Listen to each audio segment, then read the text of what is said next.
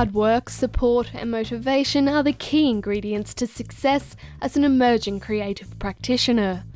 Co-director of Accidentally Annie Street Space and social media officer at Institute of Modern Art, Tess Maunder, gives us some insight into what it takes. I'm studying a Bachelor of Fine Arts, QT. So in terms of funding, I, at my stage in career, because I'm still an undergraduate student, am not too focused on funding right now. I'm definitely building skills so that I can require funding sometime in the future.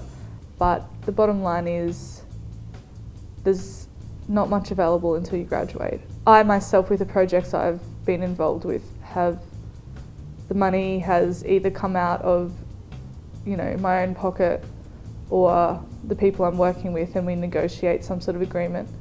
And that's where trust comes into play. That's why it's really important to have both a professional and personal relationship with the people you're working with, because it needs to be a different kind of trust than going to a 9-to-5 job and working with someone. It's all about, who's got the funds and what you can do to negotiate that to work with your project. So if funded cultural spaces offering opportunities are being closed down, emerging creative practitioners relying on these spaces have nowhere to go. I think established spaces that have their own protocol are essential. If small organisations that are run from a grassroots way up point of view, such as the Alley or Room 60, any of these places, if they're being forced to close down by a higher body, then I guess it's just got to be, everyone's got to be realistic. There's no way that people can continue without support. I guess the industry isn't so much about the art, really. It's more so about relationships, and every industry is about relationships. Through working with people, you can always establish some more long-term plans that will not only help yourself but help your local community and help other people's practice. Love Our Laneways founder John McDonald not only owns his own space, but has been campaigning to save the cultural precinct of Elizabeth Street Laneway. So what is Love Our Laneways? Love Our Laneways is a campaign that was created to save a laneway precinct in the middle of Brisbane, and specifically a heritage building in just off Elizabeth Street. So what do you know about the Alley?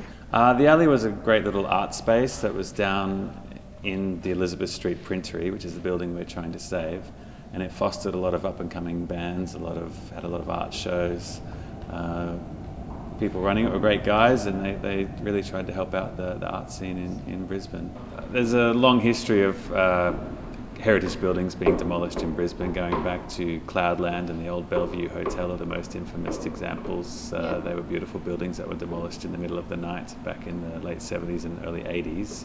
But also there was a building on Macroston and Adelaide Street that was a beautiful heritage building that was demolished to create a very bland set of residential high-rises. And after that happened, I decided if I saw something similar happening again, I would do something about it. What do you think will happen for emerging creative industries practitioners with the closing of cultural hubs such as the Alley?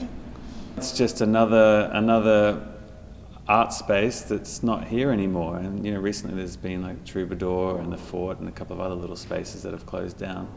When you start losing these things, the city becomes a more boring place because of it. And I think we need these places. We need hundreds more of these places, not just one or two dotted around. But there's still hope for emerging creative practitioners to be independently successful if they work hard and have support.